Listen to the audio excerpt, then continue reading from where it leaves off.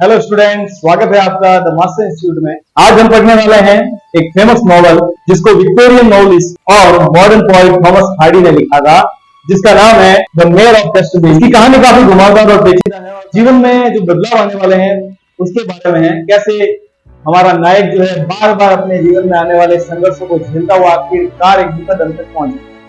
तो इसके कैरेक्टर के बारे में मैं आपको पहले बता दूं और फिर शुरुआती कैरेक्टर देख लेते हैं। फिर जैसे जैसे कहानी की आगे बढ़ेगी उसके साथ साथ उसके कैरेक्टर को समझते जाएंगे। तो इसके पहले जो लीड कैरेक्टर जिसकी बात कर सकते हैं हम, वो है माइकल हेंचार्ड, जो कि हमारी कहानी का जो है वो नायक है। इस नॉवल का, इस उपन्यास का क्या है, नायक है। उसके बाद उसकी जो पत्नी है जिसका नाम है सूजन हेंचार्ड, और उसके बाद उसकी बेटी एलिजाबेथ जेन। ये तीन कैरेक्टर हैं जो शुरुआत की कहानी के अंदर आते हैं। उसके बाद रिचर्ड न्यूशन। रिचर्ड न्यूशन वो कैरेक्टर हैं जो कहानी के मोड के लिए एक जिम्मेदार कारक के रूप में काम करता है। और पांचवी महिला, एक महिला है जो एक फर्मिटी वुमेन है। फर्मिटी means some type of wine, किसी प्रकार की शराब का एक प्रकार है, जैसे आप रम कह सकते हो। वो महिला रम बेचती है और वहां पर उनके जीवन में क्या बदलाव आता है और ये क्या भूमिका निभाती है उसको हम देखते हैं। आगे के जो कैरेक्टर है उनको हम कहानी के साथ लगातार आगे आगे जोड़ते जाएंगे।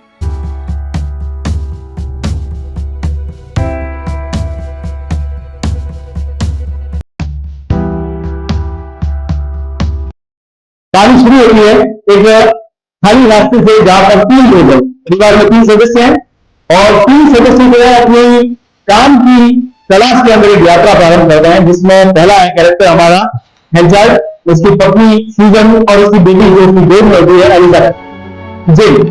तीनों काम की तलाश में लंबी यात्राएं कर रहे हैं और लंबी यात्रा करते करते आखिरकार वो ड्रैगन प्रायस नाम की गांव में पहुंचे।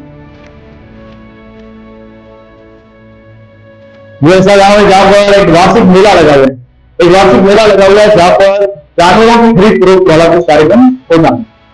काफी जगह टेंट लगे हुए हैं, बाहर से आने वाले यात्रियों को मुफ्त में भोजन परोसा जाता है।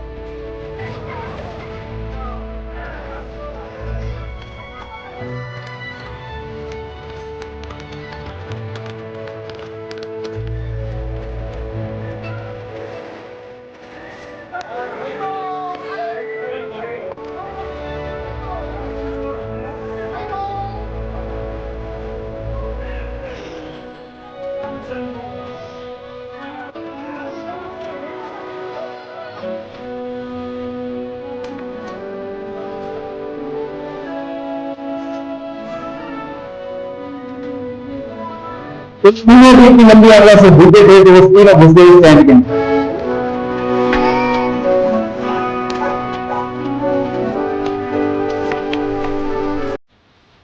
वहां पर जाकर हमारी सीएम जो है वो वहां पर एक महिला से मिलती है जो कि वहां पर फर्मिटी बेचती है, यानी रम बेचती है, शराब बेचती है।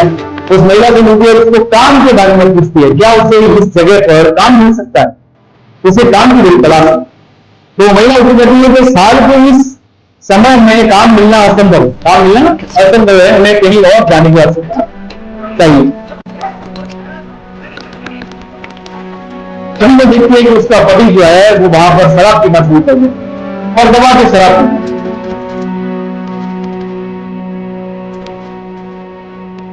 उसकी पत्नी उसे बहुत रोकती है कि कम से कम शराब को पत्नी, हमें आगे काम की तलाश में आगे के लिए जाना है, पर वो नहीं मानता। शराब के नशे में अक्सर मानसिक संतुलन खो देता है, अपनी इच्छा से अपने काम करने लग जाता है, तो थोड़ा पागलपन हो जाता है, कर नहीं पाता।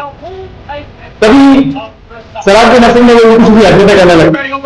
दिमाग में उसके आता है कि मेरी शादी जो है मेरे जीवन की शुरुआत में एकदम उन्होंने मेरे करवा के गई थी और मेरी जिंदगी को मेरे घर वालों ने बर्बाद कर। अब वो चाहता है कि उसके दिमाग में ख्याल आता है क्यों मैं अपनी पत्नी दे दूं और फिर से वापस वैसी जिंदगी जी जैसे मैं पहला था। तो वहां पर चिल्लाकर, जहां पर घोड़ों की बोली लगी होती है, वहां पर चिल्लाकर कहता है कि यहाँ पर कोई भी आदमी अगर कोई ऐसा प्रावधान चाहे अगर कोई उनका नाम लगाए तो क्या मैं अपनी पत्नी यहाँ बेच सकता हूँ। सारा सन्नाटा खा जाता है, ऐसा मूर्ख कौन आया जो किसी रुपये बेच रहा है, अपनी पत्नी बेचने का आ गया। तो लोगों में इसको बाहर लगाने को तैयार नहीं होगा, क्योंकि ऐसा माहौल नहीं होगा, कभी ऐसी कोई खरीद खड़ी नहीं है वहां पर।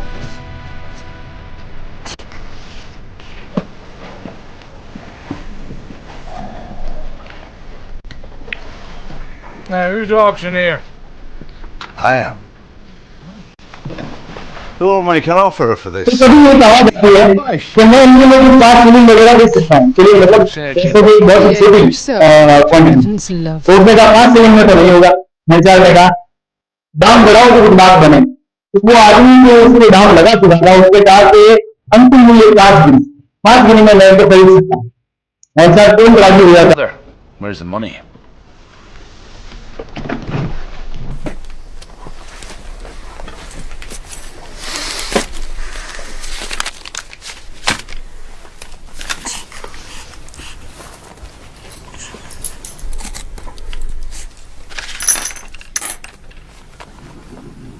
क्योंकि शराब के नशे में होता है, उसे पता ही नहीं होगा कि वो कर क्या रहा है। हाथों हाथ 5 गिनी उससे लेने के लिए तैयार हो जाता है। तभी उसकी पत्नी आती है और उसको चिल्ला कर कहती है कि या तो तुम मूर्ख हो गए हो या तुम्हें शराब पीने के बाद समझ नहीं रही। अगर तुमने ये 5 गिनी ले ली तो मैं फिर दोबारा तुम्हारे पास नहीं आऊंगा। और उसे शराब के नशे में होश ठिकाने होते नहीं है और वो 5 गिनी जो है नाविक से, एक सेलर से जिसका नाम होता है न्यूशन, रिचर्ड न्यूशन, जिसके बारे में अभी मैंने आपको बताया, उससे 5 गिनी ले लेकर अपनी पत्नी को देते। अब यहाँ पर एक भी चीज तो जाहिर हो जाती है, जैसे अपनी पत्नी से तो विशेष लगा हुआ प्रेम नहीं तो शायद शराब के नशे में भी उसे ख्याल नहीं आता। अब जबकि वो पैसे ले चुका है तो उसकी पत्नी नाराज होकर न्यूशन के साथ रवाना हो जाती है और जैसे वो टेंट के गेट पर पहुंचता है उसकी पत्नी अंगूठी निकाल के उसके मुंह पर मारती और फिर वहां से हमेशा के लिए चली जाती है। अब वो जा चुकी है, रात हो गई है, न्यूशन भी शराब के नशे में सो चुका है। जैसे ही अगली सुबह होती है, अब शराब उसकी उतरती है, नशा उसका उतरता है, बहुत सारा है। जैसे आगे खुलती है, अपने सामने एक चमकती हुई चीज देखता है, उठाता है, उसको दिखता है ये तो अंगूठी जानी पहचानी। उसे याद आता है कि ये उसकी पत्नी की अंगूठी और पूरी कहानी उसको समझ में आ गई। उसको पता चल जाता है कि अपने शराब के नशे में क्या नाटक किए और क्या क्या उल्टे काम अपन कर चुके हैं। अब उसको पछतावा हो रहा है, अब रो रहा है, फायदा कुछ है नहीं इसका। वो फॉर्मेलिटी वुमेन के पास जाता है, उसके पास उसको जाकर पूछता है कि मेरी पत्नी कहाँ गई। वो कहती है वो तो कल रात को ही नाविक के साथ निकल गई। वो अपनी पत्नी को पश्चाताप के मामले में वो ज्यादा अपनी पत्नी को खुद खोजता है पर वो ढूंढ पाता नहीं। तो आखिरकार पास के गांव में जाता है, एक चर्च में जाता है पश्चाताप करने के लिए कि मैं जाऊंगा भगवान के सामने और अपने सारे पाप जो मैंने किए हैं उसका मैं पश्चाताप करूंगा। भगवान के सामने जाता है, बाइबल की किताब मंगाता है उसकी और गिरजाघर में जाकर और उस बाइबल पर हाथ रख के कसम खाता है कि मैं कसम खाता हूँ उस पवित्र किताब की कि आज से 21 वर्षों तक मैं शराब पीऊंगा और अगर भगवान मैंने गलती से पी ली 21 सालों में शराब तो मेरे को अंधा काला भूखा बहरा जो आप करना वो करना। That I will avoid all strong liquors for the space of 21 years to come. And this I swear upon the book before me. ऐसा कहकर वो वहां से आ जाता। अब उसमें बदलाव आ गया, फिर उसने शराब छोड़ दी, घिसा वसा उसका हो गया। अब उसमें बदलाव आया है, अब वो एकदम नया आदमी बन गया, यानी अब उसका होश वापस से सही जगह पर आ गया। शराब छोड़ दिया है, उसका मानसिक संतुलन होने के चांसेस जो है वो कम हो। अब पत्नी को ढूंढ रहा है बेचारा, ढूंढ के उसकी पत्नी उसे मिल नहीं पाती है तो आखिरकार वो हार मानकर कैस्टोबी चला गया। ब्रेक्सिस नाम की एक जगह, उसके पास में एक जगह छोटी सी कैस्टोबी, जो वहां चला जाता है जो साउथ के अंदर होती है। वो वहां पहुंच जाता है, वहां अपने आगे का जीवन बताने के लिए, अपने आगे का काम करने के लिए तैयार हो जाता है। उसको पता चल जाता है कि उसकी पत्नी जो है वो जिस खरीदार के साथ जो है वो कनाडा चली गई और उस खरीदार का नाम भी नहीं जानता था। उसने तो शराब के नशे में ये भी नहीं पूछा कि जिसको मैं अपनी पत्नी बेच रहा हूं उसका नाम क्या, वो कहाँ रहता है, क्या करता है, कोई जानकारी नहीं। अब वो ढूंढेगा तो ये पता चल चुका है कि वो लोग कनाडा, जिस बोलिए से उसने लोगों को पूछा ना, ये पता चल गया कि वो लोग कहा जा चुके हैं, यहाँ से कनाडा के लिए निकल चुके हैं। वो आदमी जो था एक व्यापारी। बहुत सारा समय बीत जाता है, ये पूरी कहानी घूम फिर कर एक ऐसी जगह पर आती है 18 साल बाद। अगला सीन जो होता है 18 साल बाद का सीन होता है, सब कुछ बीत चुका होता है। अब हेंचाल भी काफी संपन्न हो गया होता है और ये कहानी वापस आके दिखती है सूजन और उसकी बेटी के ऊपर। सूजन और उसकी बेटी 12 साल बाद वापस कनाडा से इंग्लैंड आ चुके होते हैं और कलमल नाम की जगह पर अपने पति के साथ रहती, जो कि मिशन का व्यापार कर रहा है। परंतु अब जब वो वापस आ चुका है तो सूजन को लगने लगता है उसका रिश्ता जो है अपने पति के साथ वो अनैतिक इल्लीगल है। मतलब इसने मुझे खरीद कर अपनी पत्नी बनाया, मतलब हमारा कोई वैधानिक संबंध नहीं है। तो उसे थोड़ा अपने पति से थोड़ा अलगाव महसूस होता है, यार ये मेरा पति तो नहीं है और इसके साथ रहना भी जो है वो अनैतिक है। तो मैं ज्यादा लंबे समय तक इसके साथ रह नहीं पाऊंगी, लोगों को पता चलेगा और हमारे जो है प्रतिष्ठा है, वो मान सम्मान है, वो उसको ठेस पहुंचेगी। तो अब अपने पति से उसका व्यवहार थोड़ा उठना उठना रहने लगा। ये बात उसके पति को भी समझ में आ गई। अब म्यूजियम में दुखी हो गया बेचारा, सोच रहा है कि इसको मैंने लाया, इसका रख रखाव दिया, उसके बाद इसका व्यवहार ऐसा है, तो दुखी हो जाता है डर से बिल्कुल। अब उन दोनों में कोई व्यवहार इतना अच्छा प्रेम रहा नहीं। धीरे धीरे मछली पकड़ने का वापस मौसम आता है, वो एक नाविक है, तो वो भी घर छोड़ के जहाज लेकर समुद्र में चला जाता है फलमाउथ की तरफ। क्या करने के लिए? मछलियां पकड़ने के लिए चला जाता है। थोड़े दिनों बाद खबर आती है कि न्यू फाउंडलैंड के लिए गया होता है, और थोड़े दिन बाद खबर आती है कि वो कहीं समुद्र में डूबकर मर गया। अब सूजन दुखी तो है, परंतु अब उसके दिमाग में एक बात आती है कि चलो उसका तो कुछ नहीं कि उसका पति मर गया है, उसकी उम्र भी गुजर गई है, अब वो जैसे वैसे अपना जीवन जो है निकाल लेंगे, परंतु उसे अब चिंता है अपनी बेटी की, जो कि बड़ी हो चुकी है और काफी युवा है। वो सोचती है कि मेरा तो कोई बात नहीं, पर इसके भविष्य का क्या? इसलिए उसके दिमाग में विचार आता है, क्यों ना अपने वैधानिक पति हेंचार के पास लौट जाए। और वो अपने मन में इरादा कर लेती है कि चलो इतने साल हो गए हैं, और अगर वो मुझे मिल गया तो मैं उसे माफ कर दूं। माफ करने का इरादा लेकर वापस उसकी तलाश में जाती है। तो तलाश करेगी तो कहां करेगी? उसे नहीं पता है वो कहां है। उसी में वापस वो कहां जाती है? 18 साल बाद कहां जाती है वापस? उस जगह पर मैडम फ्लायर्स में, जहां पर उस फर्मिलिन महिला से वो मिलती है, जो उस दिन रम बेच रही। वो महिला अभी भी वहां पर रम बेच रही है। उस महिला से जाकर कहती है, क्या तुम्हें वो रात याद है जब मेरे पति ने मुझे बेच दिया? वो महिला काफी संतुलित होती है और उसकी याददाश्त बड़ी तेज होती है। उसे याद आता है, वो कहता है, वो कहती है कि हाँ मुझे बिल्कुल अच्छे से एक आदमी तुम्हारी तलाश में दोबारा आया था, और उसने मुझसे ये बात कही थी कि अगर कोई औरत मेरे बारे में पूछता हुए आए तो उसे कैस्टो बीज दे दो। तो वो आदमी तुम्हें कहां मिलेगा? तुम्हारा पति कहां मिलेगा? कैस्टो बीज में मिलेगा। ये कहकर जब ये जानकारी उसको मिल गई सीजन को, तो वो अपनी बेटी को लेकर सीधे कहां चली गई? कैसे बीज पाएंगे?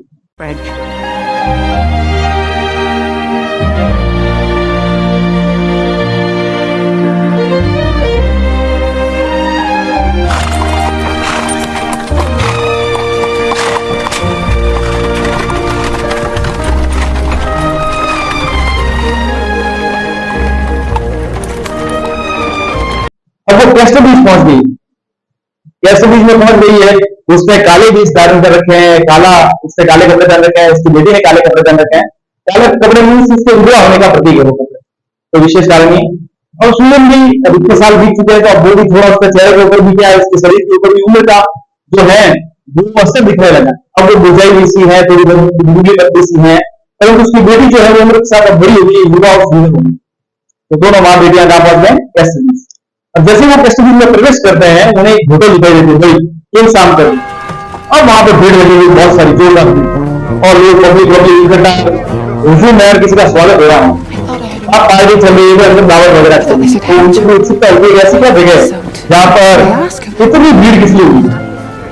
तो मुझे मन में भी आता है एक बार चेक कर लिया जाए है क्या यहाँ पर। तो वो लोगों से ही जानकारी लेते हैं, तो वो उसको कहते हैं कि यहाँ पर कैस्टो बीच का एक नया मेयर बना है, उसके स्वागत समारोह में यहाँ दावत रखी गई और मेयर साहब खुद यहाँ पर है दावत के लिए।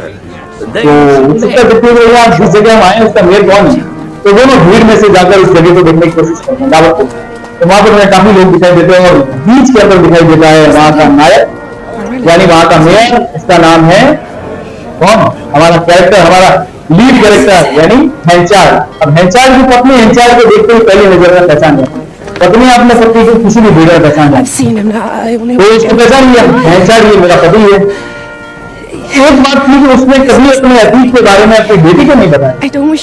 उसने एलिजाबेथ जेन को कभी ये नहीं बताया था कि कैसे वो अपने पति से अलग हुई, कैसे उसने उसको बेचा। उसकी बेटी को इसके बारे में कोई जानकारी नहीं थी, क्यों? वो छोटी भी थी बहुत ज्यादा, तो उसे याद भी नहीं था कुछ। तो अब वो पत्नी, अब अगर वो डायरेक्ट हेंचार से मिले तो बेटी को भी शक हो, डायरेक्ट उनकी शादी भी होना संभव नहीं। अगर वो हेंचार से मिले तो हेंचार की भी सामाजिक प्रतिष्ठा को नुकसान पहुंचेगा कि यार इतना बड़ा आदमी है और कोई महिला ऐसी आती है विधवा और उससे मिलती है और उनका वैवाहिक संबंध हो जाता है, ऐसा कैसे संभव? तो उसने सोचा कि यार कोई दूसरा तरीका तो निकालना पड़ेगा। अब वो सोचती है कि यहाँ पर क्या किया जाए, इसलिए उसने एक तरीका अपना लिया। क्या तरीका अपनाया? उसने सोचा कि कोई उपाय सोच के फिर उससे मिला जाएगा, तो वो वहां से कहां चली गई, 3 मैनेजर्स एक होटल है वहीं वेस्ट सीरीज के अंदर, 3 मैनेजर्स, वहां पर वो जाकर रुक जाती है, अपनी बेटी को साथ लेकर चली जाती है, वहां कमरा लेकर रुक जाती है। फिर बाद में सोचेंगे एक पत्र के द्वारा उनसे जवाब मांग लिया जाएगा हमारी मुलाकात जो है वो कैसे होगी। उस दावत के अंदर क्या होता है कि कई ऐसी चीजें होती है जो हेंचार के पक्ष में नहीं होती, यानी हेंचार के किसी व्यापारी, किसी सहयोगी ने या किसी कर्मचारी ने बाजार में जो चक्की वाले थे और जो रोटी बनाने वाले थे उनको खराब गेहूं बेच दी, और इस बात में तूल पकड़ लिया, उस दावत में ये बात उठने लगी, सभी लोग विरोध में हो गए कि हमें तो भाई खराब गेहूं के बदले अच्छे गेहूं चाहिए, और वो होने लगा हेंचार का खूब। और हेंचार जो है थोड़ा सा सनकी भी था, थोड़ा बहुत में हर बात का फर्क मिजाज था, बट वहां पर थोड़ा संतुलित होता है वो, क्योंकि वो मेयर बन चुका है। वो कहता है कि देखो मैं अभी तो कुछ नहीं कर सकता, अच्छे खराब गेहूं के बदले अच्छे गेहूं देना मेरे लिए संभव नहीं है, परंतु मैं ये कह सकता हूं कि आगे से ऐसी गलती नहीं होगी, और मैं एक ऐसे आदमी को नियुक्त करूंगा जो क्या करेगा, एक ऐसे आदमी को नियुक्त करेगा जो इस चीज को कर सके कि वो खराब गेहूं को अच्छे गेहूं में तब्दील करने की प्रक्रिया जो है वो लागू, और ऐसे करके वो वहां लोगों को शांत कर देगा। सहयोग कैसा रहता है, उसकी पत्नी को यह पता चल चुका होता है कि उसका पति जो है 21 साल के लिए शराब छोड़ चुका है, और इतनी भीड़ में जहां सब लोग शराब पी रहे हैं वो शराब नहीं पी, उसका पत्नी का भी उसके साथ अट्रैक्शन बढ़ जाता है। एक संयोग का विषय था जहां पर उसकी उपलब्धियां भी होती है, जहां उसकी कुछ बुराइयां भी वहां पर हो जाती है, तो वो वहां पर लोगों के अंदर एक अनाउंसमेंट करना, घोषणा करना, कोई भी आदमी मुझे ऐसा मिलेगा जो मेरे खराब गेहूं को अच्छे गेहूं में तब्दील कर देगा, तो मैं उसको अपने यहाँ मैनेजर की नौकरी पर नियुक्त कर लूंगा। अब सहयोग देखो, उसकी पत्नी और उसकी बेटी कैस्टडीज, वो कैस्टडीज में खुद भी है। तभी एक स्कॉटलैंड का आदमी, एक स्कॉटलैंड का लड़का जिसका नाम फॉर्फे है, वो अमेरिका जा रहा था और कभी उधर से गुजर रहा था कैस्टडीज से, उसने ये घोषणा जो है सुन, बड़ा टैलेंटेड था, होशियार था, और उसको व्यापार का बहुत अच्छा नॉलेज था, तो उसने देखा कि भाई अपना भी भाग्य आजमा जाए, उसके बाद रहना नहीं था कैसे अपने लिए, उसने कहा कि भाई अगर इसने सजेशन मांगा गया तो मैं दे देना था। उसने एक पत्र लिखा, उसमें पत्र में कैसे उसको बदलाव किया जा सकता है, खराब गेहूं को अच्छे गेहूं में कैसे बदलने की प्रक्रिया क्या है, वो लिख के उसने एक लेटर के जरिए हेंचार के पास पहुंचा दिया। अब हेंचार बिजी था, तो उसी समय मिल नहीं सकता था, तो उसका इंतजार करने के लिए उसने सोचा कि मैं यही रुक जाता। मार्फे ने भी होटल देखने के लिए 3 मैरिनर्स चला गया, जहां पहले कौन जा चुके हैं, जहां पर पहले से ही जा चुकी है सूजन और उसकी बेटी, हार्वे में वहां जाकर रहने लग गया, हार्वे वहां पर है, सूजन और उसकी बेटी को वहीं रह रही है, और दोनों का कमरा बिल्कुल नजदीक। अब सूजन जो है वो सामान्य महिला हो गई थी, उसका पति मर चुका था, उसके पास ज्यादा पैसे थे नहीं, तो वहां का किराया अफोर्ड नहीं कर पा रही, किराया दे नहीं पा रही थी, तो उसने क्या किया, वहां की जो मालकिन थी स्टडीज, उसे यहाँ पर नौकरी करना स्वीकार कर लिया कि भाई हम वेटर का थोड़ा बहुत काम कर लेंगे और आप उसके बदले में हमें यहाँ रहना दीजिए। तो उसने उसको फार्वे के रूम में खाना सर्व करने के लिए भेज दिया, वेटर के रूम में वो खाना लेकर फार्वे उनके जीवन में भी काफी बदलाव लाने वाले हैं। अभी उनका सबका जान पहचान कम्युनिकेशन नहीं हुआ, पर अब जुड़ाव होगा। फार्वे के रूम में वो खाना सर्व कर दिए और वापस आ जाती है, तभी थोड़ी देर में वहां पर हेंचार आ जाता है, जिसको ये लेटर पढ़ा होगा, उसमें लेटर में काफी इसको अच्छा लगता है कि इसमें जो सुझाव दिया गया है वो अच्छा है। तो हेंचार सीधा उस 3 मैरिनर्स में आता है और हार्वे के कमरे में घुस जाता है। हार्वे से वो अपने व्यापार के बारे में कुछ बातचीत करता है, उसको अच्छे सजेशन अच्छे लगते हैं, तो हार्वे को एक प्रपोजल देता है, प्रस्ताव देता है कि तुम मेरे लिए रुक जाओ, अमेरिका मत जाओ, तुम्हारी जो शर्तें होगी वो मैं मान लूंगा, जो तुम कहोगे वो मैं मान लूंगा, तुम्हारी शर्तों पर तुम्हारे को नौकरी देने के लिए तैयार हूं, तुम मेरे यहाँ पर मैनेजर की पोस्ट और मेरा व्यापार को संभाल। तो फार्वे उसको कहता है कि देखो मैं तो जा रहा हूं अमेरिका और मेरा यहाँ रुकने का बिल्कुल भी मन नहीं है, तो मैं आपका प्रस्ताव स्वीकार नहीं कर सकता। ऐसा कहकर वो बातचीत कर रहे होते हैं, और उसके बाद में वो उसको मनाने की कोशिश करता है, दोनों कहीं घूमते जा रहे होते हैं, दोनों ऐसे ब्रिस्टल की तरफ जा रहा होता है, तो हेंचार भी इसके साथ हो जाता है, उसको कहता है चल भाई मैं भी तेरे साथ चलता हूँ और हमारा कोई विचार विमर्श हो जाएगा।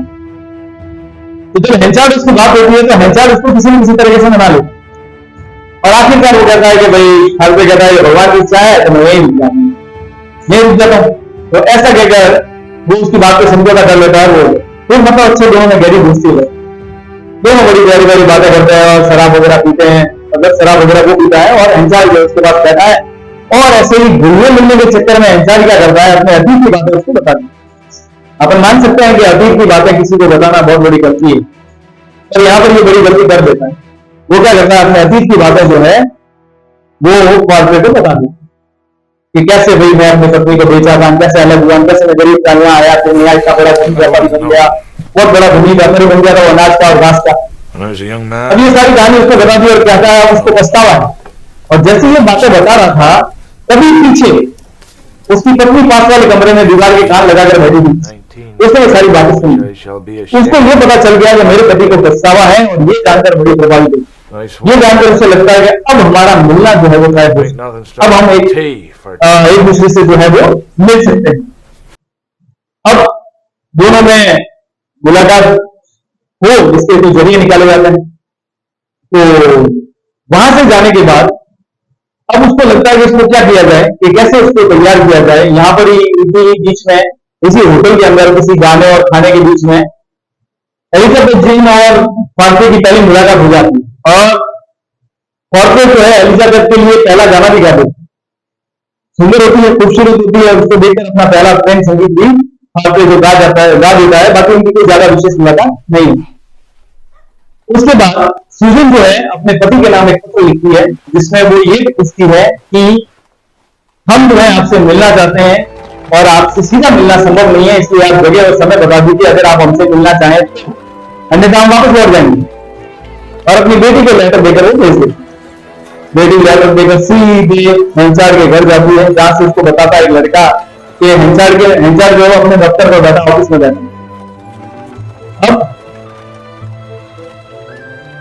एलिजाबेथ जेन सीधे उसके दफ्तर पहुंचती है, और दफ्तर पे जाकर उसकी मुलाकात उसकी पहली नजर करती है फार्कर, जो वहां पर उसका अटेंडर है, उसका मैनेजर है, और वो पहले से इससे प्रभावित है।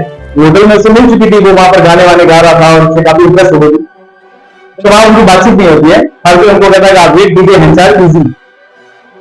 तभी वहां पर एक और दूसरा कैरेक्टर आता है जो इस कहानी में बहुत पेचीदा रोल अदा करेगा, ठीक है, जिसका नाम यहाँ पर दिया गया है।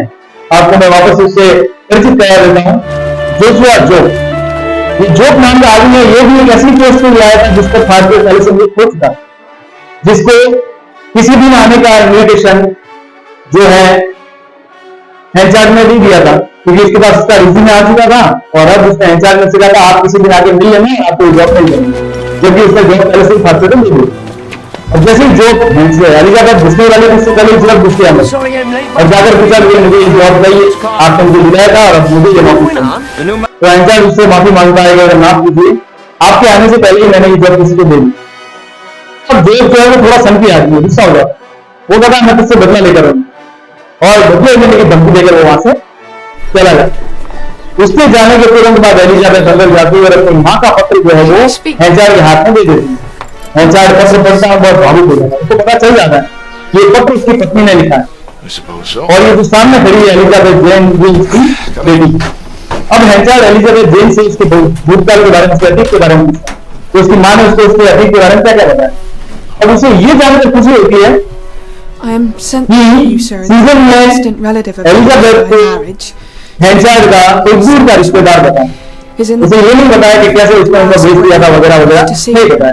तो उसको कम से कम दिल को तसल्ली होती है कि मेरी पत्नी ने कम से कम मेरी थोड़ी इज्जत कर दी, उसे जानकर खुशी होती है। तो वो अपनी पत्नी के नाम पर एक पत्र लिखता है और एलिजाबेथ को दे देता है। उसके अंदर कुछ पैसे 5 गिनी है वो डाल देता है। इसका मतलब ये था कि मैंने तुम्हें 5 गिनी में बेचा था, और अब मैं चाहता हूं कि मैं वापस से ये 5 गिनी जो है मतलब तुम्हें वापस से क्या करूं, खरीद लूं। ये कहकर वो लेटर उसे अपनी बेटी को दे देता है और कहता है कि ये व्यक्तिगत तौर पर तुम जाकर सीधे अपनी मां को, ऐसा कहकर वो उस एलिजाबेथ को वहां से उस होटल फ्री मैनेज के लिए रवाना कर देता है। He asked me to be sure that I deliver the envelope to you personally. So I think you will be quite put out if you refuse to open it.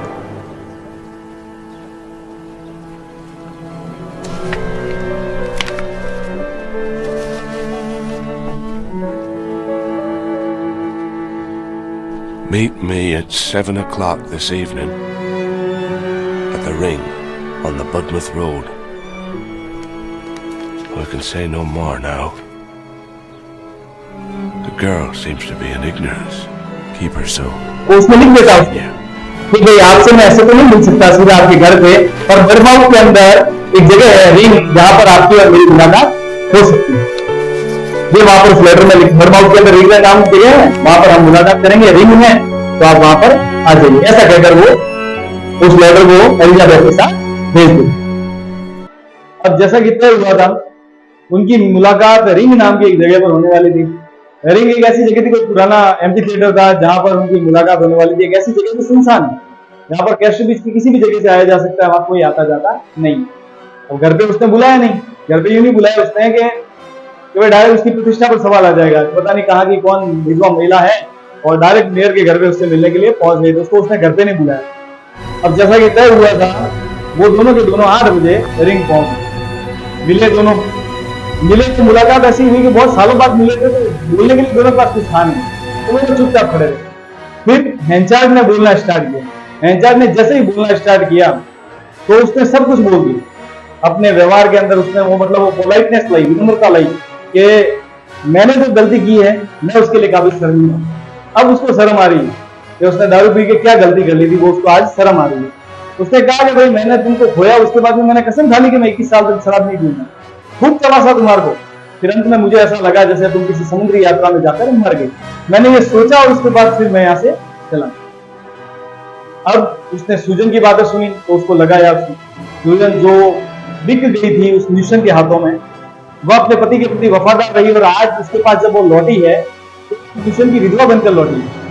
उसको लगा मेरी पत्नी तो है, बहुत सादा जीवन है, उच्च विचार वाली है, उसकी साथी पर उसको दया आ गई कि मैंने इसके साथ बहुत गलत किया। पर वो उससे तुरंत शादी नहीं कर सकता था। ये नहीं कि भाई हाँ यार तू मेरी पत्नी है, बहुत दिनों बाद मिली है, चल अब वहां शादी कर लेते हैं, अब सब ठीक हो जाएगा। तो यार तुरंत शादी कर लेगा तो एक तो क्या हो जाएगा कि तुरंत शादी करते ही उसकी खुद की इमेज पर सवाल पैदा हो जाएगा, कैसे किसी अनजान महिला से शादी करें। दूसरा, एलिजाबेथ जेन को पता चल जाएगा कि इनका पुराना ही कोई मैटर है, ताकि उससे उनसे दोनों की मुलाकात और उनकी शादी होगी। ये भी उनको बताना नहीं चाहते कि एलिजाबेथ को उनके अतीत के बारे में कोई पता नहीं चले। तो उसने सबसे पहले एक प्रोग्राम तय किया कि सबसे पहले तो तुम जाओ किसी अच्छे स्थान पर हो कैस्टर बीच के अंदर, ठीक है, फिर मैं वहां पर कभी कभी आया करूंगा और तुमने शादी का प्रपोजल दिया करूंगा, और शादी का प्रपोजल दूंगा और हम पुनः अंत में क्या कर लेंगे, शादी कर लेंगे। इससे लोगों को ये महसूस होगा कि कुछ प्रणय निवेदन के बाद उनकी शादी हुई है, और जो तुम्हारी बेटी है सौतेली बेटी के रूप में मेरे घर पर आ जाएगी, और जब तक तुम लोग वहां रह रहे हो पूरा खर्चा मैं उठाऊंगा। अब जो सूजन थी वो तो आई इसीलिए थी कि उसकी बेटी का भविष्य जो है वो अच्छा बना दे। उसने कह दिया भाई मैं तो आपके हाथों में हूं, और अब आप ही जो करना चाहो कर सकते हो, मैं तो मेरी बेटी के लिए आई हूँ, मेरा इसमें कोई उद्देश्य नहीं है, मैं अपनी बेटी के लिए हूँ, आप कहो तो मैं तो कल चली हूँ, मुझे मेरा यहाँ रहना कोई, मैं अगर यहाँ से चली भी जाऊंगी तो मैं उस बात से संतुष्ट हूँ। अब ये सुनकर कि भाई ये कितनी दयालु है मेरे प्रति, इसका कितना अच्छा दृष्टिकोण है मेरे प्रति, ये देखकर और ज्यादा वो भावुक हो जाता है। चढ़ गया, मैंने इसके साथ कभी भी भविष्य में कुछ किया बहुत गलत। ऐसे कहकर वो दोनों अपने अपने स्थान पर लौट गए। तू भाई तेरे घर जा, मैंने कहा तेरे रहने की व्यवस्था कर देता हूँ अच्छी, वहां रहे, वही रहे, मैं तेरा खर्चा उठाऊंगा और एक दिन प्रपोजल देकर फिर हम वापस से शादी कर लेंगे। जैसे ही घर आता है देखता है कि फारप्रेस जिसको उसने नौकर रखा है, उसने यहाँ काम करके रखा था, मैनेजर, वो काम कर रहा था, वो आज थोड़ा खुश था हेंचार्ड। तो उसने फारप्रेस को कहा कि काम बंद कर, चल अपन दोनों खाना खाते। और फारप्रेस से काफी क्लोज हो गया था वो, तो फारप्रेस के साथ उसने खाना खाया। अब जो है खाना खाते खाते अब इतना विश्वास पात्र हो गया फारप्रेस उसका कि उसने लेके हेंचार्ड ने उसको अपनी पूरी पुरानी कच्चा चिट्ठा सब उसके सामने खोल दिया, पूरे अतीत की कहानी सुनाई, उसको सब बता दिया कि कैसे शराब के नशे में उसने अपनी पत्नी को खो दिया था, कैसे अपनी पत्नी को बेच दिया था, कैसे उसने उसकी तलाश की, कैसे वो हार गया, कैसे वो यहाँ आया और कैसे वो इतना अमीर आदमी बना। और जब वो अपनी पत्नी को खो चुका था उसके दौरान उसकी एक महिला से मुलाकात हुई, व्यापारी यात्रा पे जाता था, एक और महिला से मुलाकात हुई जिसका नाम क्या था, जर्सी नाम की जगह पर एक महिला थी जिसका नाम वो उसको नहीं बताना चाहता ताकि वो आउट नहीं हो जाए, उसकी महिला की प्रतिष्ठा को ठेस नहीं पहुंचे। नाम वो नहीं बताता है, नाम मैं आगे आपको बताऊंगा। तो उसने उसका नाम नहीं बताया, उसने कहा कि सिर्फ व्यापारी यात्रा पर गया था, मैं वहां बीमार हो गया, उस महिला ने मेरी बहुत सेवा की, एक पुराने रिटायर्ड फौजी की बेटी थी और बहुत सेवा की और बहुत सुसंस्कृत महिला है, और मुझे उससे प्रेम हो गया और उसने मेरे को बहुत सारे लव लेटर लिखे और वो आज भी मैंने अपने पास रखे हुए हैं और मैंने उससे वादा किया कि मैं उससे शादी करूंगी। हेंचार्ड इतना विश्वास था कि उसने उसको धोखा नहीं दिया। उसने उसको कहा कि भाई देख मेरी एक पत्नी है जो मेरी कानूनी पत्नी है, वो खो चुकी है, परंतु मुझे ऐसा लगता है कि वो जीवित है, वो कभी भी लौट सकती है। तो No, I've never मैं तुम्हें धोखे में रखकर शादी नहीं करना चाहता, परंतु जो औरत, जो लड़की, वो महिला थी जर्सी वाली, in the state. जर्सी एक जगह का नाम है, तो जर्सी वाली महिला ने क्या कहा Woman कि मैं जोखिम उठाने को तैयार हूँ, अगर तेरी लीगल वाइफ वापस भी आ गई तो हम देख लेंगे बाद was में। living with her aunt at the same lodging house where they happened to be staying. हेंचार्ड भी उससे प्रभावित था, उसको धोखा देना चाहता नहीं था, परंतु अब जब उसकी पत्नी लौट कर आ गई थी तो अब वो उसको धोखे में नहीं रखना चाहता। But being in the same तो house फारपे ने with उसने कहा कि भाई तू फटाफट से एक लेटर लिख, उस लेटर में सब परिस्थितियां लिख दे कि देख भाई हम शादी करने वाले जरूर थे, परंतु अब जो है मेरी पुरानी क्या कानूनी पत्नी जो है वापस आ गई है, मेरी लीगल पत्नी आ गई है और अब मैं तेरे से शादी नहीं कर सकता और मेरी ये परिस्थितियां हैं, चाहे तो मैं तुझे तू कहे जितना हर्जाना दे दूंगा, हर्जाना देने के बाद मैं उसमें और कुछ तुम्हारे साथ ज्यादा सहयोग नहीं कर सकता। और सारी करके फारपे ने वो लेटर लिखा, हेंचार्ड ने उस लेटर को वापस कॉपी करके अपनी राइटिंग में लिखा ताकि आगे वाले को पता चले कि हेंचार्ड ने ही पत्र लिखा, किसी और ने नहीं लिखा, और जाकर खुद ने डाक में डाल दिया। अब जैसे ही उसने डाक में डाल दिया, अब फारपे को ये भी बता दिया उसने कि मेरी पत्नी और बच्ची जो है यहीं पर है और मैंने उनके रहने की व्यवस्था की है और मेरा अगला प्लान जो है उनसे शादी करने का, पूरा प्लान वान सब समझा दिया। यानी उसने अपना कच्चा सीता पूरा फारपे के सामने खोल दिया। ये उसने अपने जीवन की सबसे बड़ी गलती की होगी, ये माना जा सकता है, क्योंकि कभी भी अपने पड़ोसी, अपने रिश्तेदार, किसी को भी अपने जीवन, अपने अतीत के बारे में कभी नहीं बताना, प्लान्स भी नहीं बताने चाहिए। अपने अतीत के बारे में, अतीत सबसे बड़ा नुकसान देता है और वही आपके सामने हथियार के रूप में प्रयोग में लिया जा सकता है। इसलिए यहाँ इसको आप उसकी गलती मान सकते हैं, मेरा पर्सनल ओपिनियन कह सकते हैं इसको, आपका भी देख सकते हैं। अब वो जानता था कि सूजन जो है वो न्यूसन की विधवा के रूप में रह रही है वहां पर, और विधवा के रूप में है तो डायरेक्ट तो वो शादी करेगी नहीं, शायद डायरेक्ट तो उसके घर में आकर रहने वाली नहीं है, शादी के लिए धार्मिक आयोजन तो करना पड़ेगा, नहीं तो वो शादी करेगी नहीं। अब उसने क्या किया, सूजन के घर पे जहां वो रह रही थी, अब रोज जाना आने लगा, अक्सर इसका टूर होने लगा, रोज वहां जाता और मिलता उससे, और ये चर्चा आम होने लग गई, चारों तरफ फैल गई। हमारा जो मेयर है वो किसी बाहर से आई हुई औरत है, विधवा, उसके घर पे जाता है और उससे शायद वो प्रेम भी करता है। उस प्रेम का जो चर्चा है जो वहां पर चर्चा जो है पूरे शहर के अंदर फैल गई। अब ऐसा क्यों कर रहा था वो, ताकि एलिजाबेथ को संदेह नहीं हो, डायरेक्ट वहां जाए कहे कि मेरे को तेरे से शादी करनी है। एलिजाबेथ कहेगी यार ये अचानक से हम आए और इसने शादी का प्रपोजल ऐसे, रोज वो जाता, मुलाकात होती, बातचीत होती, और ऐसे करके उसने प्रपोजल रखा और एक दिन निश्चित कर लिया। जब एलिजाबेथ घर पे नहीं थी, दोनों ने मिलकर बातचीत की कि अब ये दिन है और इसने शादी करनी है। ऐस को कोई रुचि नहीं है, सूजन को कोई रुचि नहीं है शादी वादी में। क्यों रुचि नहीं है? उसकी जिंदगी एकता कपूर की सीरियल जैसी हो रखी है। पहला पति बेच के जा चुका उसको, दूसरा पति जिसने खरीदा वो मर गया और उसका पहला पति दोबारा आ गया उसकी जिंदगी में। तो ऐसी जिंदगी उसकी किस्मत में बदल गई थी कि उसका शादियों से विश्वास उठ गया। फिर भी उसने अपनी बेटी के लिए शादी के लिए हाँ कर दी कि भाई हमारी बेटी है, उसका भविष्य सुरक्षित हो जाए, इसलिए उसने हाँ कर दी। शहर में चर्चा हो गई, हेंचार्ड ने शादी की फुल तैयारियां शुरू कर दी जोर शोर से। अब सूजन जो है इतनी दुबली पतली और इससे पीली पड़ी हुई थी, बीमार, कि उसको शहर के लड़के प्रेतात्मा बुलाते थे और लोगों को ये विश्वास नहीं हो रहा था कि हेंचार्ड जैसा प्रतिष्ठित आदमी, पैसे वाला, एक ऐसी बीमार महिला से शादी करने के लिए और एक विधवा महिला से शादी करने के लिए कैसे तैयार हो जाए, कैसे उसको प्रेम हो सकता है। अब बात यह थी कि हेंचार्ड के मन में कहीं न कहीं कुछ पश्चाताप था। वो 3 इरादों से उससे शादी करना चाहता था। क्या 3 इरादे थे? एक तो उसने अपनी पत्नी को पूरी जिंदगी दूध दी, वो चाहता था उसकी पत्नी को एक अच्छी लाइफ मिले। दूसरी, वो चाहता था कि एलिजाबेथ उसकी बेटी है, उसको कम से कम एक अच्छा घर, एक अच्छी छत्र छाया मिले। और तीसरा, जो सबसे मेन कारण मान सकते हैं आप, कि वो अपने पाप के प्रायश्चित करना चाहता था कि उसने अपनी जिंदगी में खूब पाप किए, अपने बच्चों को ही बेच दिया, तो अब ये पाप के प्रायश्चित तो वो इसी तरह से कर सकता था कि वापस उन्हें शादी करके उन्हें अच्छा एक घर दे। दिन फिक्स कर दिया गया। उसी दिन सूजन एक गाड़ी में, एक रथ में बैठकर गिरजा कर आई। अपने जीवन में पहली बार वो गाड़ी में बैठी थी, क्योंकि वो गरीब घर से थी, इतना उसके लिए संभव ही नहीं था। आई और फिर उन लोगों ने उसको किसी ने तो उनके अच्छे के लिए आशीर्वाद दिया, किसी ने उनके बुरे के लिए, ये क्या जोड़ी है, और किसी ने कहा कि अच्छा भविष्य होगा उनका। ऐसे शादी वादी करके वो हेंचार्ड के हाई स्ट्रीट वाले घर पर चले गए। अब जिंदगी स्वारंभ वाली होने वाली है, सूजन की भी और किसकी, एलिजाबेथ की, क्योंकि बहुत बड़े घर में प्रतिष्ठित, खाने पीना, कपड़ा पहनना सब कुछ है, लग्जरी चीज है। अब दोनों के दोनों एकदम चेहरा ग्लो आ गया उन चेहरे पर, ऐसा होता तो ग्लो आ जाता, दोनों के चेहरों पर ग्लो आ गया अच्छा सा। एलिजाबेथ जी और ज्यादा सुंदर हो गई, बहुत ज्यादा सुंदर, आकर्षक हो गई। और और उसको तड़क भड़क के, वो एक ऐसी महिला थी जिसको कुछ भी हो उसके पास, पर उसको तड़क भड़क पसंद नहीं थी, साधारण रहना पसंद थी। एकदम साधारण पोशाक में वो व्यवहार करती थी, वैसे ही रहती थी। और जो बातचीत होने वाली थी वो उनके व्यवहार में, वो लोग साथ में रहते थे, साथ में खाना पीना वगैरह चलता रहा। एक दिन गलती से हेंचार के मुंह से कोई पुरानी बात उसके मुंह से निकल गई कि देखो, बचपन में जब एलिजाबेथ छोटी थी तो मैंने कहा था कि इसके भूरे बाल धीरे धीरे काले हो जाएंगे। अब बचपन में जैसा कहा था, ये बात जैसे ही उसके मुंह से निकली तो सूजन जो थी वो घबरा गई और उसने हाथ के इशारे से रोक दिया, भाई ये कहाँ जा रहा है, कहां पर ये बात बोल रहा है, एलिजाबेथ बैठी है। पर एलिजाबेथ के कानों तक वो बात पहुंची नहीं, शायद उसने वो सुना नहीं। एलिजाबेथ बात चली गई। फिर उन्होंने बातचीत की कि भाई ऐसा ऐसा हुआ है, मैंने ऐसा कहा था और ऐसा वास्तव में हो गया, इसके बाल काले हो गए। ये सारी बातें चलती रही, उनके बीच में बातें होती रही। इसी दौरान हार्पे का प्रभाव धीरे धीरे हेंचार्ड पर बढ़ने लगा। हार्पे उसके दिल को छू गया था, इतना अच्छा काम कर रहा था वो बंदा, आदमी, कि वो उससे बहुत प्रभावित हो गया था। वो उसको दोस्त की तरह लगता, एकदम कंधे पर हाथ रख के उसके साथ घूमता, बातचीत करता, उसके साथ खाना खाता, सब कुछ करता। फिर एक दिन क्या होता है, अब मुलाकात, अब कुछ रोमांटिक चेंजेस आने वाले। एक दिन हार्पे को एक लेटर मिलता है।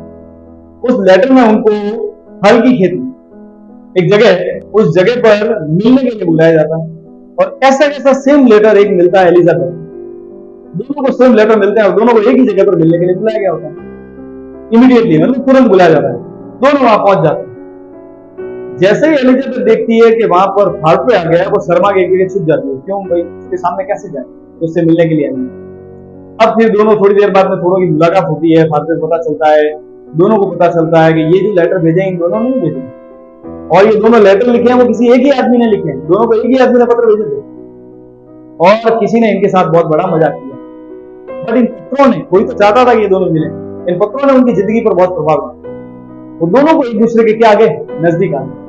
वहां से तो वो घर चले गए, और उनके दिल में एक दूसरे के लिए घर बन गए। अब उन दोनों को एक दूसरे से थोड़ा अटैचमेंट हो गया। एलिजाबेथ को शुरू में भी अटैचमेंट हो गया था, पर अब हार्पे को भी इसके प्रति अटैचमेंट हो गया है। दोनों में थोड़ा सा प्रेम प्रसंग आगे बढ़ने वाला। अब दोनों में प्रेम बढ़ गया है, तो दोनों में नजदीकियां बढ़ गई। अब एलिजाबेथ जो है वो एक अच्छे परिवार में, एक संपन्न परिवार में रहने लग गई, तो वो धीरे धीरे उसके रूप सौंदर्य में और ज्यादा निखार आने लगी। ये बात उसको भी पता चल गई। वो लोगों में आकर्षण का केंद्र बन गई थी वेस्टबीच के अंदर, परंतु वो अपने रूप सौंदर्य से जाना नहीं चाहती थी। यानी वो नहीं चाहती थी कि लोग सिर्फ उसको उसकी खूबसूरती के कारण जाने, वो चाहती थी कि वो इतने बड़े घर में रहती है तो उसका जो एटीट्यूड हो वो बिल्कुल वैसा हो। वो चाहती थी वो एजुकेटेड बन जाए, पढ़ी लिखी बने, शिक्षित बने। तो उसने क्या किया, अपनी जितनी भी पोशाकें थी उन सबको बेच दिया, और उनके बदले में उसने किताबें खरीदी। अपने पिता को नहीं बताई, सब उसने उसको किताबें खरीद ली, और वो पढ़ने लगी ताकि उसका स्टैंडर्ड जो है वो उसके परिवार के हिसाब से सेटल हो जाए, लोग उसको उसके परिवार के लायक समझें। अब उसी दौरान एक घटना घटती है कि एक एबिल बिटल नाम का जो एक नौकर होता है, जो हेंचार्ड के यहाँ पर काम करता है, बड़ा आलसी आदमी है, और वो इतना आलसी है कि काम पर कभी टाइम पर जाता है नहीं, और टाइम पर नहीं जाता है तो हेंचार्ड को बहुत नुकसान हो जाता है। तो एक दिन हेंचार्ड गुस्सा हो जाता है, उसको बहुत बार चेतावनी दे चुका होता है बेचारा, बट वो मानता ही नहीं। तो हेंचार्ड सीधा उसके घर पहुंच जाता है, और घर पहुंच के उसको जिस अवस्था में वो उठता है नींद में से, उसी अवस्था में उन्हीं कपड़ों में उसको कहता है कि काम पे जा, उसी कपड़ों में उसको काम पर भेज देता है।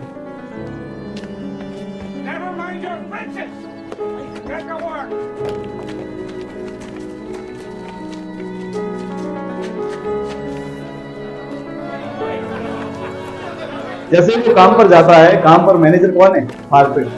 मैनेजर जैसे ही देखता है कि क्या आ गया, ये निकर्स बनियान के अंदर यहाँ पर काम करने के लिए आ गया है, एक सभ्य वेशभूषा उसने नहीं पहनी हुई है, तो गुस्सा होकर हार्पे उसको वापस निकाल दिया।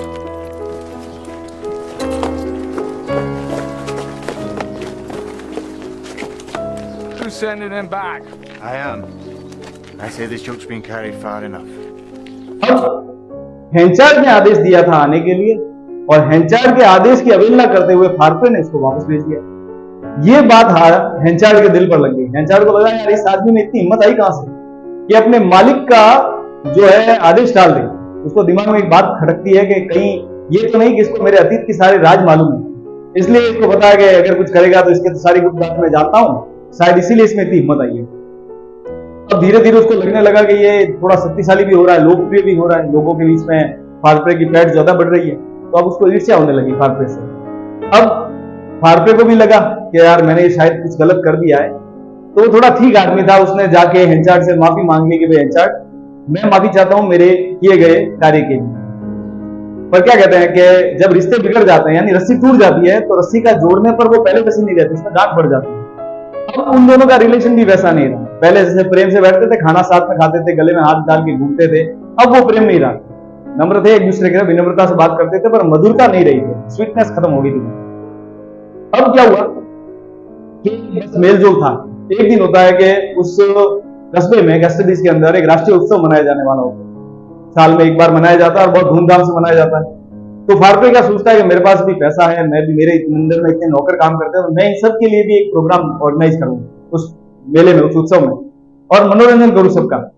तो वो हेंचार्ड के पास जाता है, अच्छी अच्छी ड्रेस लेकर आता है जो उसको प्रोग्राम में पहननी थी, और एक मेले का आयोजन करने के लिए, एक प्रोग्राम का आयोजन करने के लिए उस मेले वाले स्थान पे जाता है, टेंट वेंट लगा के सब व्यवस्था कर देता है।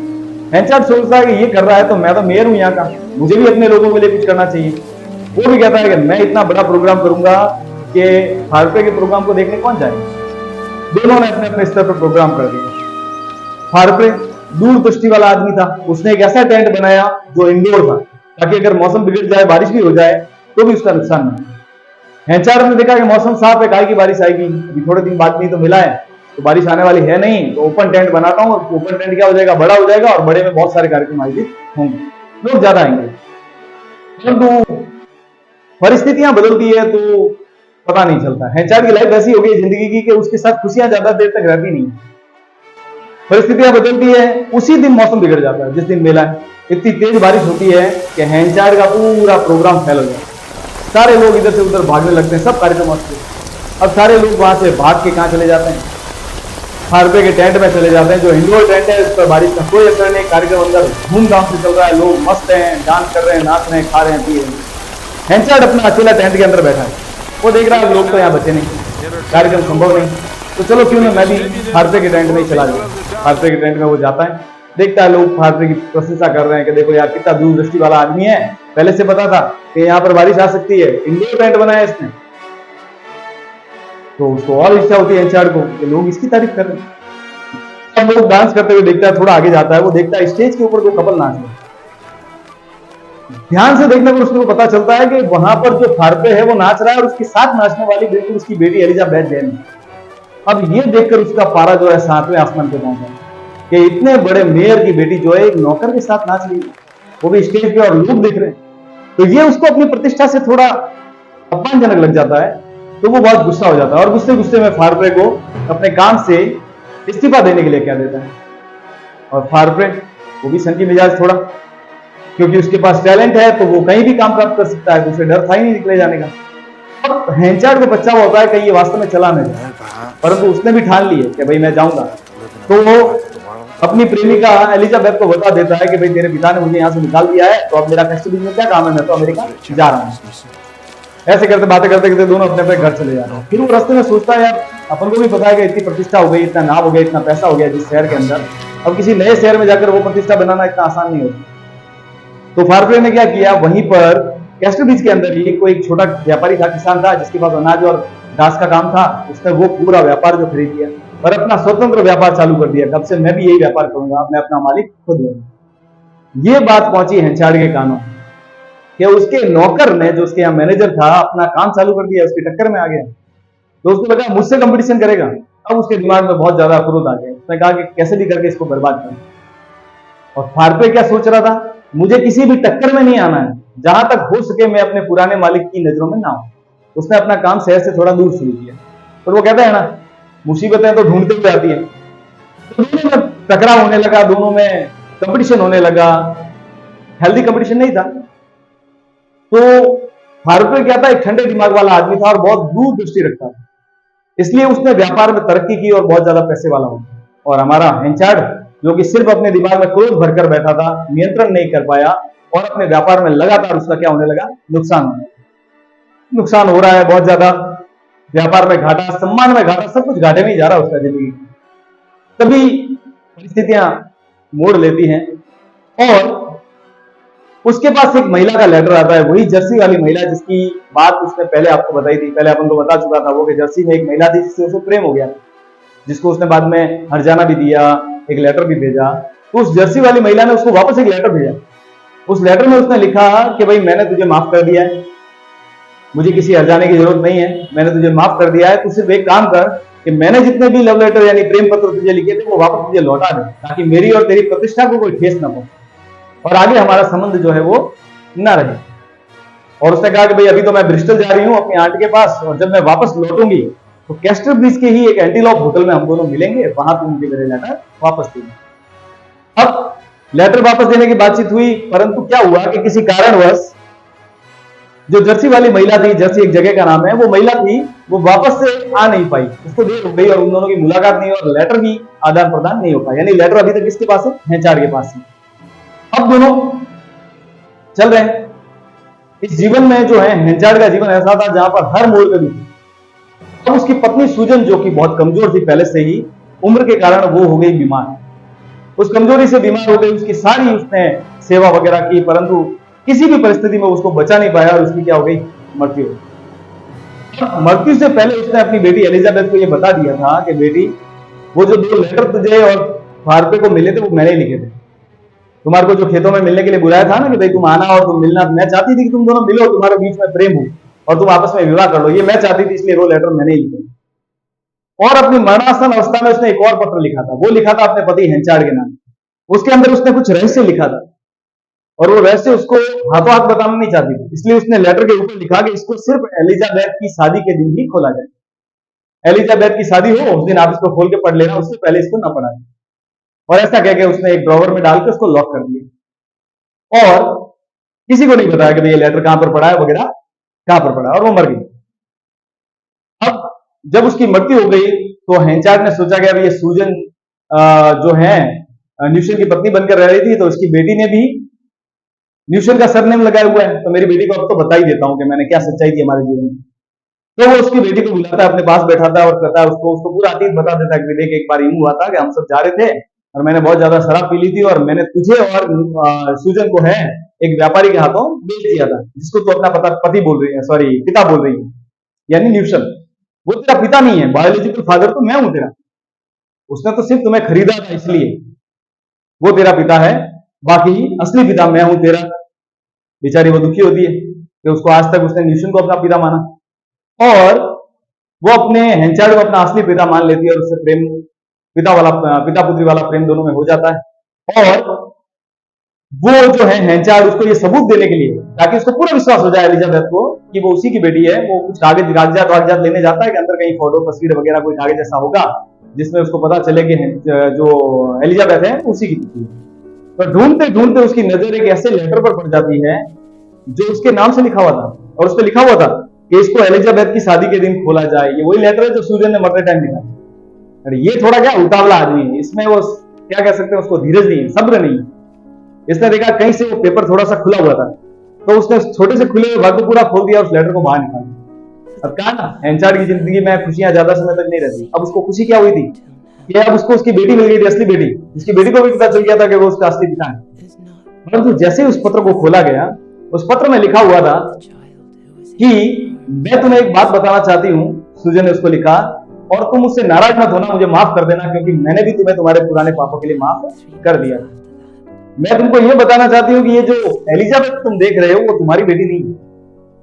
ये एलिजाबेथ जो थी वो हेंचार्ड वाली जो पहले थे, जो बेचे गए थे उसके 3 महीने बाद ही मर गई थी। कि तेरी बेटी जो थी ना वो तो बेचे जाने के 3 महीने बाद ही क्या हो गई थी, मर गई थी। और ये जो एलिजाबेथ तुम देख रहे हो ये वाली, ये न्यूशन की ही बेटी है, ये तुम्हारी बेटी नहीं है, ये न्यूशन की ही बेटी है। अभी अभी हेंचार्ड एलिजाबेथ को ये विश्वास दिलाकर आया था कि मैं तेरा पिता हूं, न्यूशन नहीं। और अब उसको खुद को पता चल रहा है कि एलिजाबेथ उसकी बेटी नहीं है, वो तो न्यूशन की बेटी है। उसकी वाली तो 3 महीने पहले, 3 महीने बाद ही, बेचे जाने के 3 महीने बाद ही मर गई थी। अब बेचारा दुखी, थोड़ी देर खुश हुआ था, वापस दुखी। उसकी जिंदगी में ट्रेजेडी चल रही है। वो वापस बाहर जाता है और बाहर जाकर देखता है कि कैसे पता लगाऊं। वो उसके लाइव, वो एक रोशनी मसाल होती है, मसाल लेकर अंधेरे में उसकी बेटी के पास जाता है, उसके चेहरे को ध्यान से देखता है। तब उसको पता चलता है कि जो एलिजाबेथ है उसका चेहरा कहीं ना कहीं न्यूशन से मिल रहा था। पहले उसने ध्यान नहीं दिया, बट अब जब उसको पता चला कि न्यूशन की बेटी है तो उसने उसके चेहरे पर ध्यान दिया। अब उसका चेहरा और ल्यूशन का चेहरा कहीं ना कहीं मिल रहा था। अब उसको विश्वास हो गया कि ये जो है वो मेरी बेटी तो नहीं है। अब उसका व्यवहार उसके प्रति खराब हो गया। अब उसको डांटने लगा, फटकारने लगा, उसको छोटी छोटी बात पर उसको दुत्कार देता, उसको बोलने के ढंग पे, उसको बैठने के ढंग पे, खाने के ढंग पे, सब पे उसको डांटता। उसकी बेटी को भी बुरा लगने लगा कि इसको एकदम से क्या हुआ। एक दिन वो अपनी नौकरानी को खाना परोस रही थी, तो उसको लगा कि यार तू हमारे घर में इतने नौकर है और तू नौकरानियों को खाना परोस रही है। नौकरानी के सामने बेइज्जती कर दी। अब नौकरानी भी थोड़ी ऐट वाली थी। नौकरानी ने कहा कि आप मेरी बात कर रहे हो, ये तो वहां होटल में काम करती थी 3 मैनेजर्स में, लोगों को खाना सर्व करती थी, तो मैं तो उनसे तो ठीक ही हूं। तो उसको और गुस्सा आ जाता, होटल में नौकर का काम किया तूने। तो उसने कहा कि अब हम साथ नहीं रह सकते। उसने एलिजाबेथ से छुटकारा मांगा था। उसने कहा कि हम तो साथ रह ही नहीं सकते, अब तुझे अपना अलग ठिकाना देखना ही पड़ेगा। अब एलिजाबेथ दुखी हो गई। दुखी होकर वो सीधे कब्रिस्तान गई जहां पर उसकी मां को दफनाया गया था। उसकी मां के सामने जाकर बेचारी रोती है और उसको सारी बातें बता देती है दिल की कि मां मेरे साथ तेरी मृत्यु के बाद ये हो रहा है। जब वो रो रही होती है तभी वहां पर एक कब्रिस्तान पर एक महिला आती है, अनजान महिला होती है। वो कैस्टबीज में पहले उसको देखा नहीं गया है, तो वो महिला वहां पर आती है और आकर उसको रोते हुए देख लेती है। तो उसके पास जाती है और उसको थोड़ा ढाढ़स बनाती है कि क्या हुआ बेटा। तो सारी कहानी वो बता देती है, भाई ये हो गया, मैं ऐसे हुआ, मेरी मां मर गई और उसके बाद तेरे पिता ने मेरे साथ ऐसा ऐसा व्यवहार किया। उसने कहा भाई तू चिंता मत कर, अगर तू अपने पिता से अलग हो रही है तो तू चाहे तो मैं भी अकेली रहती हूँ बर्माउथ में, और तू चाहे तो मेरे साथ रह सकती है, तू चाहे तो मेरे साथ रह सकती है। महिला बहुत ही सुसंस्कृत थी, सभ्य महिला थी। उसको भी उसकी बातों से अच्छा लगा, उसकी मधुरता, उसकी कोमलता से वो प्रसन्न हो गई। कौन? एलिजाबेथ। उसने कहा मैं बर्माउथ में रहती हूँ पर बहुत ही जल्द मैं कैस्टरबी जाने वाली हूँ, और हाई हिल्स का जो हॉल है वहां पर जाकर मैं रहूंगी। हाई स्ट्रीट के जो हॉल है उसमें मैं रहने वाली हूँ कि मेरा कोई पारिवारिक सदस्य है, वो संपत्ति मुझे मिलने वाली है और मैं यही रहूंगी। तो अभी तू मेरे साथ आ जा और बाद में वहां रह। तो ये बात उसको पसंद आ जाती है कि चलो ये महिला अजनबी है, यहाँ के लिए कैस्टरबीज के लिए भी अनजान है, तो चलो इसके साथ जो है मेरा रहना कोई ज्यादा मुश्किल काम नहीं है। अब उसने पिता को छोड़ने का सोच लिया। अब हेंचार्ड के मन में भी आता है कि डायरेक्ट उसको घर से कैसे निकालें। तो उसने अपने आप को सोचा, यार अपने आप को अब पछतावा हो रहा उसको एक बात कि फार्कुए ने एक बार उसकी बेटी को प्रपोज किया, यानी उसको प्रणय निवेदन दिया कि मैं चाहता हूं कि मैं आपकी बेटी से शादी करूं, परंतु हेंचार्ड ने अपनी बेटी को साफ मना कर दिया कि अगर तू उससे मिली, अगर तूने उसका प्रेम निवेदन स्वीकार कर लिया तो तू मेरे साथ नहीं रह सकती, तू मेरी बेटी नहीं। और फार्कुए को भी धमकी दे दी, उसने कहा आना मत। अब उसको इस बात का दुख है कि अगर उसने मना नहीं किया होता तो ये फार्कुए इसको एलिजाबेथ को लेकर चला जाता और मेरे जिन छूटती, मेरे छुटकारा हो जाता। तो उसने फार्कुए को लेटर लिखा कि हे स्कॉटलैंड के लड़के, अगर तू एलिजाबेथ को प्रेम निवेदन भेजेगा, प्रणय निवेदन भेजेगा, यानी उसको प्रेम पत्र भेजेगा, तो मुझे कोई आपत्ति नहीं। तू चाहे तो उससे प्रणय निवेदन कर और उससे शादी करके उसको ले जा। ऐसा लेटर लिख के उसने उसको भेज दिया। किसको भेजा? फार्कुए को भेजा कि तू चाहे तो उससे शादी कर सकता है, मुझे इसमें कोई भी आपत्ति नहीं। अब इससे आगे की कहानी अगले पार्ट में देखेंगे। कहानी और अधिक मोड़ लेने वाली है और बहुत ज्यादा रोमांचक होने वाली है, बहुत ज्यादा आनंददायक, और कहीं कहीं पे थोड़ा बहुत हास्य भी इसमें दिखाई देने लगेगा। तो मिलते हैं अगले वीडियो में। आज के लिए राधे राधे।